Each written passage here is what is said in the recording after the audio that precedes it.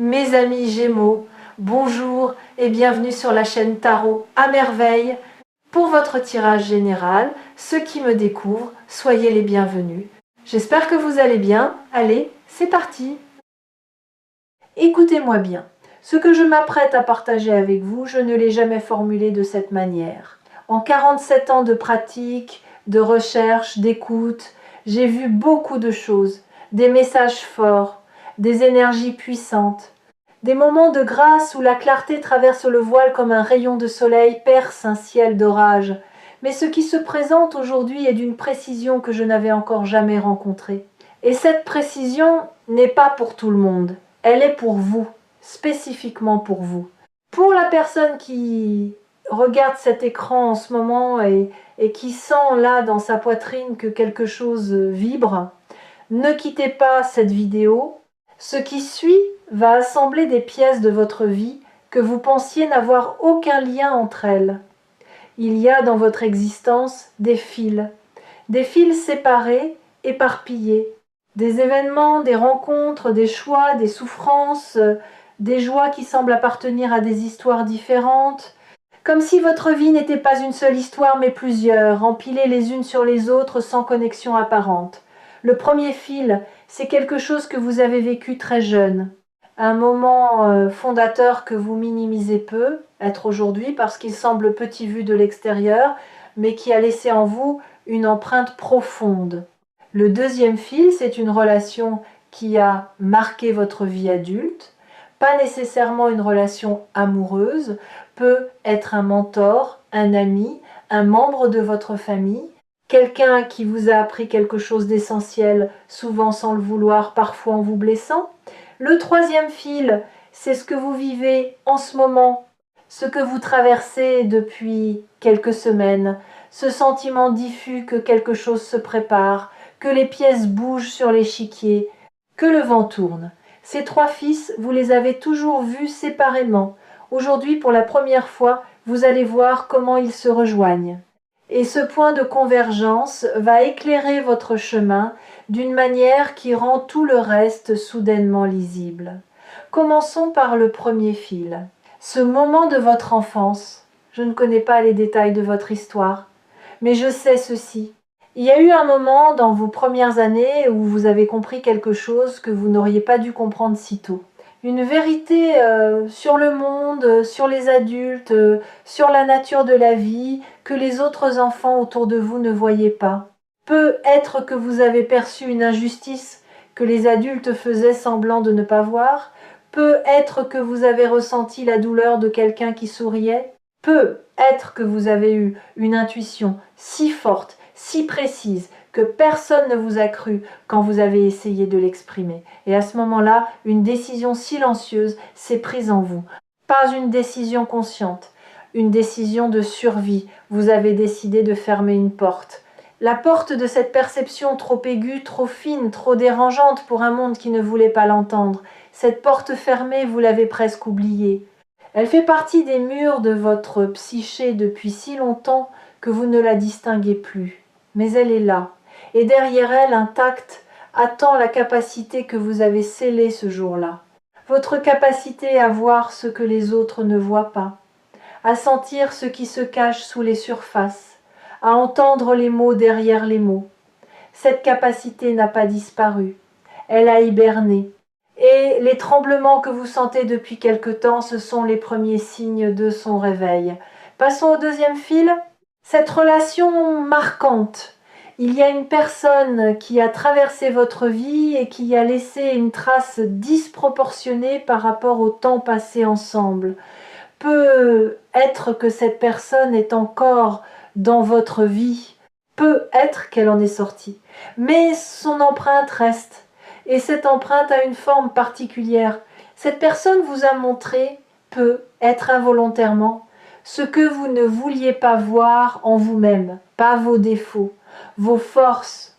Elle vous a reflété une version de vous que vous n'étiez pas prêt à accepter, trop lumineuse, trop puissante, trop réelle. Et face à ce reflet, vous avez fait l'une des deux choses suivantes. Soit vous vous en êtes éloigné et effrayé par ce que vous voyez, Soit vous vous êtes accroché à cette personne en confondant sa lumière avec la vôtre, en croyant que sans elle, cette version meilleure de vous cesserait d'exister. Dans les deux cas, la leçon est la même. Ce que vous voyez dans cette personne existait déjà en vous. Le miroir n'invente pas l'image, il la révèle. Et cette personne, qu'elle soit encore présente ou depuis longtemps partie, a joué un rôle précis dans le plan de votre vie. Elle est venue déposer une graine, la graine de la reconnaissance de soi. Et cette graine, arrosée par le temps, par les épreuves, par les larmes versées, les silences habités, est en train de germer maintenant. Maintenant, le troisième fil, le présent, ce que vous vivez en ce moment, cette sensation de veille, de préparation, d'anticipation sans objet précis n'est pas de l'anxiété, c'est de la prescience. La conscience avant l'événement. Votre être tout entier sait que quelque chose approche et il se prépare. Pas en accumulant des provisions ou en construisant des murs, en s'ouvrant, en se rendant disponible, en faisant de la place pour ce qui n'existe pas encore dans votre réalité mais qui existe déjà dans votre champ de potentiel. Et voici le moment où les trois fils se rejoignent. Fermez les yeux une seconde, juste une seconde, et visualisez ces trois fils. Un fil doré, celui de l'enfance et du don originel, un fil rouge, celui de la relation qui a éveillé ce que vous refusiez de voir. Un fil blanc, celui du présent, de cette ouverture que vous sentez grandir en vous. Voyez-les s'approcher les uns des autres, se toucher, s'entremêler.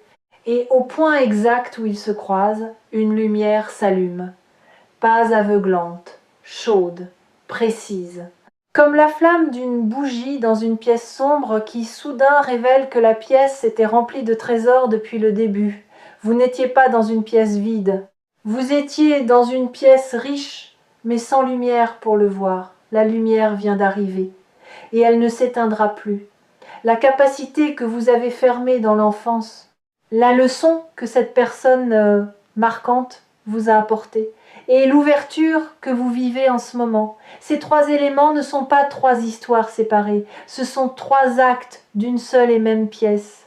Le premier acte a installé le don, le deuxième acte l'a éveillé par friction, le troisième acte, celui que vous vivez maintenant, le libère. Et quand un don se libère après avoir été contenu pendant des décennies, l'énergie qui se dégage est immense.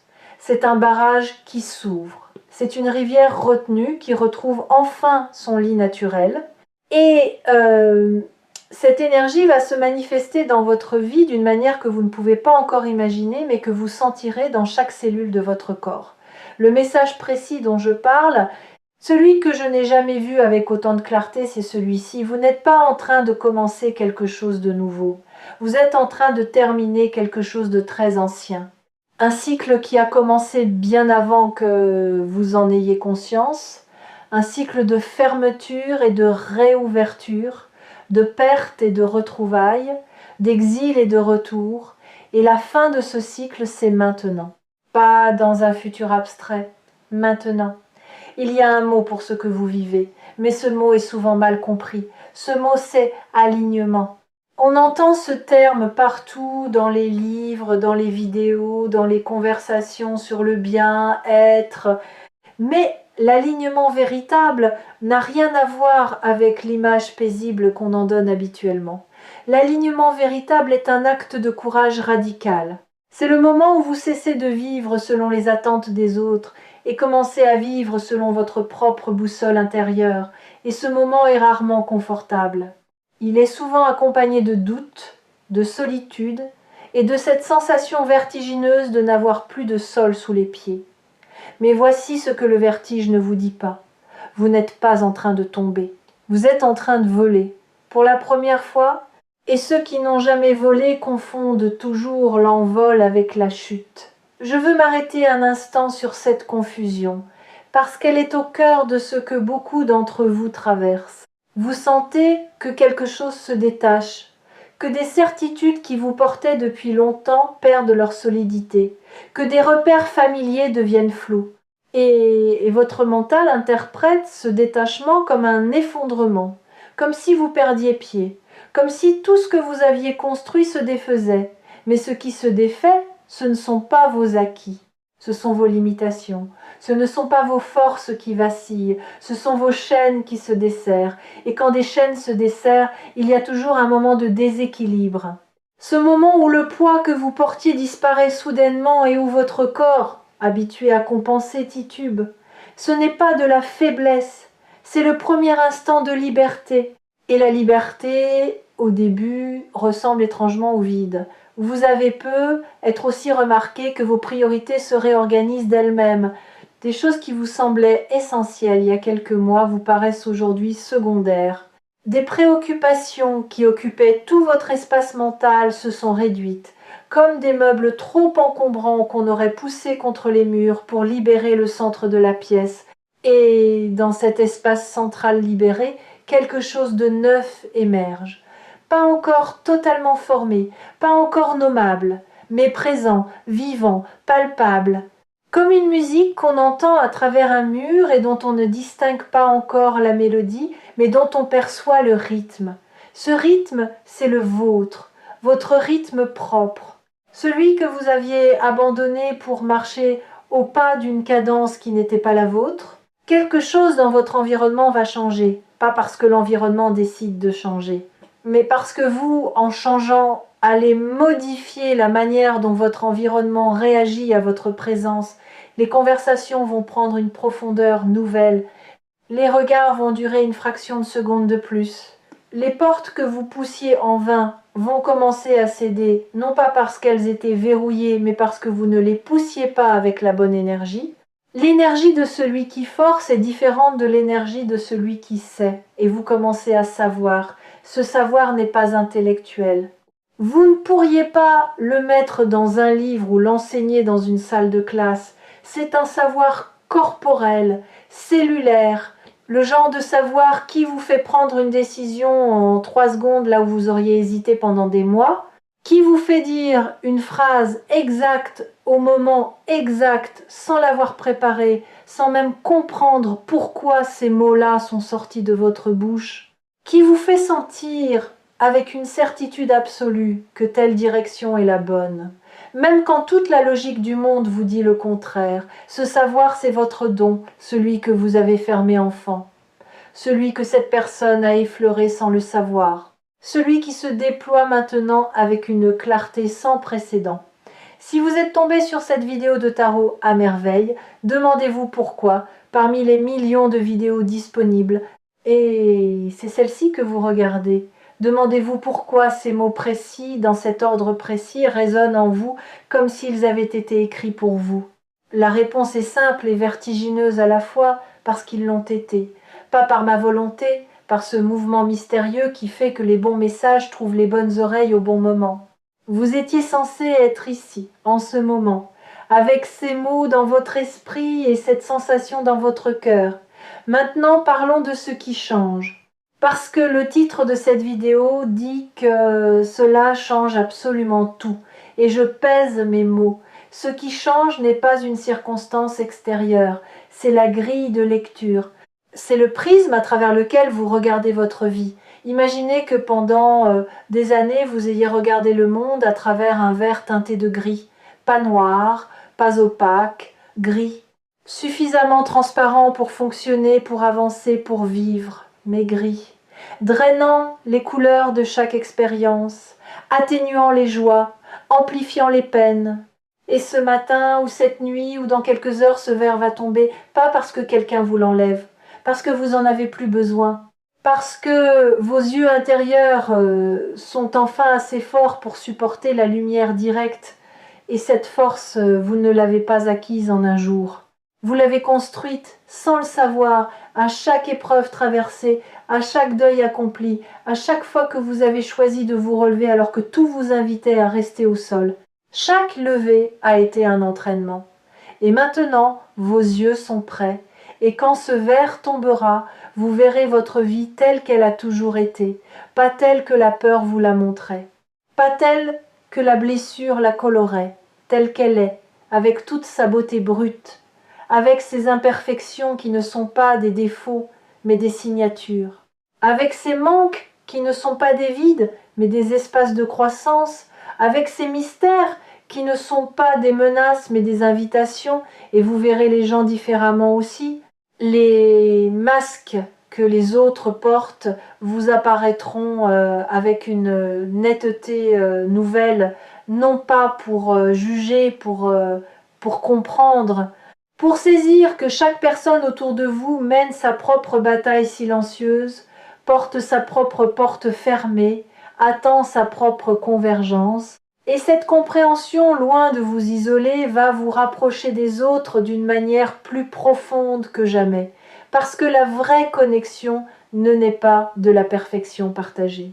Elle naît de la vulnérabilité reconnue. Il y a un aspect de tout cela que je dois aborder avec délicatesse. Le message précis que j'ai perçu concerne aussi quelque chose que vous n'avez dit à personne. Un désir que vous portez en silence.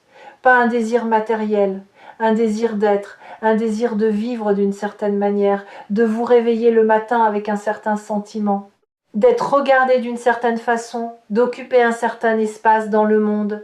Ce désir, vous le considérez comme impossible, trop grand pour vous, trop beau pour votre histoire, trop lumineux pour quelqu'un qui a connu autant d'ombres. Et c'est là que le message est le plus précis. Ce désir n'est pas trop grand pour vous. Vous êtes trop petit pour lui, pas en essence, en permission. Vous ne vous êtes pas encore donné la permission d'être aussi grand que votre désir le demande.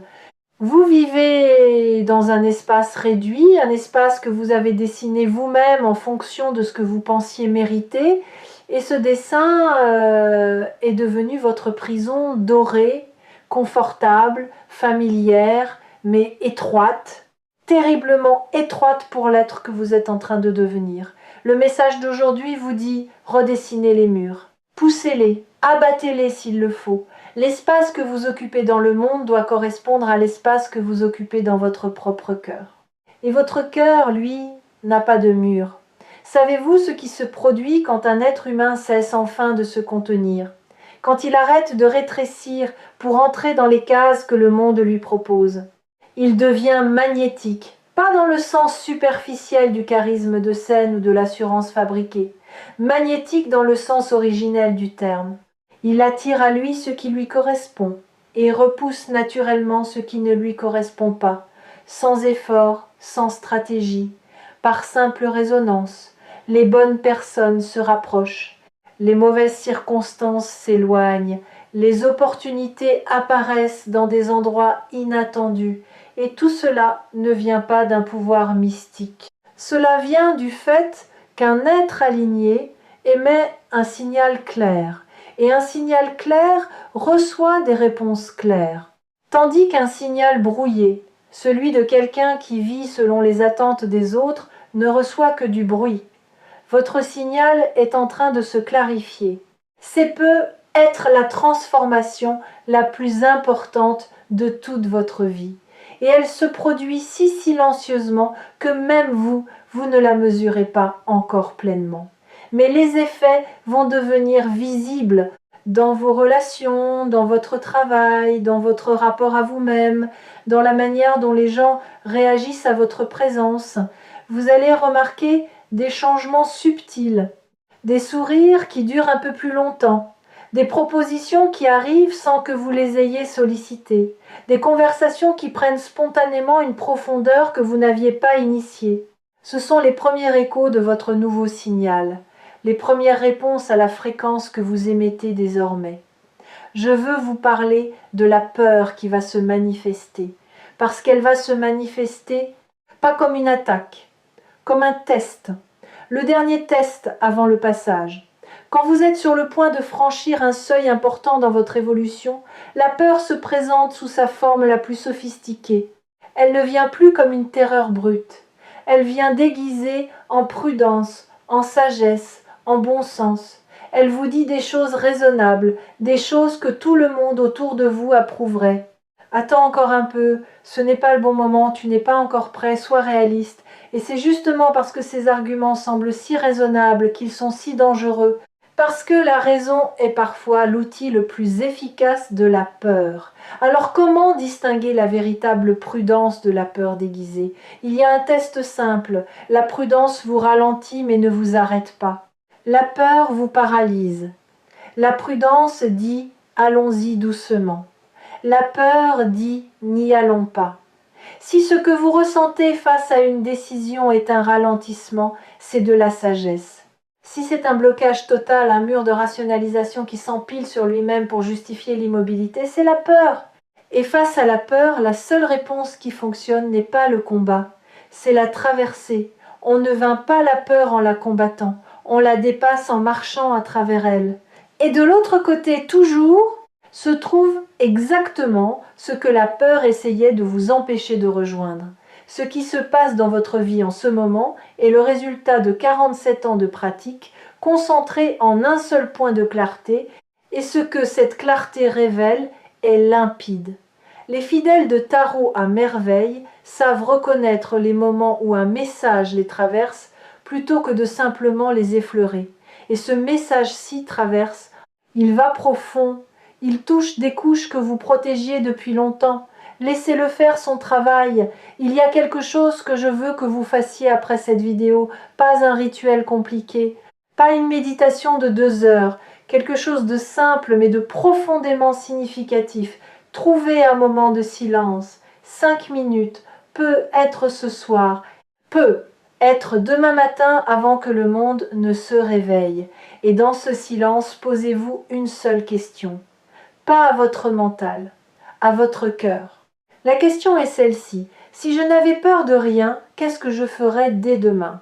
Ne cherchez pas la réponse, laissez-la venir. Elle viendra peu, être sous forme de mots, d'images, de sensations, peu, être pas pendant le silence lui-même, mais après, sous la douche, en conduisant, en pleine conversation avec quelqu'un. Elle surgira au moment où vous ne l'attendrez plus, et quand elle surgira, vous la reconnaîtrez immédiatement. Pas parce qu'elle sera spectaculaire, mais parce qu'elle sera vraie, d'une vérité qui ne nécessite aucune justification, qui se suffit à elle-même, qui tient debout sans argumentation. Cette réponse est le prochain pas le grand plan, pas la stratégie sur 10 ans. Le prochain pas, un seul. Et ce seul pas, posé avec conscience et courage, contient en lui tous les pas qui suivront. Comme un gland contient un chêne entier. Comme un premier mot contient un livre entier. Le potentiel total de votre transformation est concentré dans ce geste unique que vous ferez quand la réponse vous aura trouvé. Les 3 fils de votre vie, celui de l'enfance, celui de la relation marquante, celui du présent, sont maintenant tressés. Ils forment une corde solide, une corde qui ne vous tire pas vers le haut par la force, une corde qui vous soutient pendant que vous grimpez, à votre rythme, avec vos mains, avec votre souffle, avec la dignité de celui qui sait que l'ascension lui appartient. Personne ne peut faire ce chemin à votre place, mais personne ne peut non plus vous empêcher de le faire, pas même vous. Parce que le mouvement est lancé, le barrage est ouvert, la rivière coule, et une rivière ne remonte pas à sa source. Alors cessez de douter de ce que vous ressentez. Cessez de chercher des confirmations extérieures pour ce que votre intérieur hurle déjà. Cessez de demander la permission à ceux qui n'ont pas accès à votre carte. Votre carte est unique, votre chemin est unique. Et le message d'aujourd'hui, le plus précis que j'ai jamais perçu, vous confirme que vous êtes exactement là où vous devez être pour que la suite se déploie. Tout change, pas autour de vous, en vous. Et quand ça change en vous, tout le reste suit, inévitablement, irrévocablement, magnifiquement. Merci d'avoir été là jusqu'au bout. Si vous sentez que ce message porte une vérité qui vous concerne, partagez-le, pas pour moi, pour la personne qui, comme vous il y a quelques minutes, est sur le point de cliquer sur cette vidéo sans savoir encore que sa vie est en train de changer. Et n'oubliez pas que Tarot à merveille sera toujours là quand vous aurez besoin d'un rappel. Quand les fils de votre vie sembleront à nouveau séparés, quand le doute brouillera la clarté, revenez, écoutez, Et rappelez-vous que la convergence a déjà eu lieu, qu'elle est irréversible et que le meilleur de votre histoire est encore devant vous.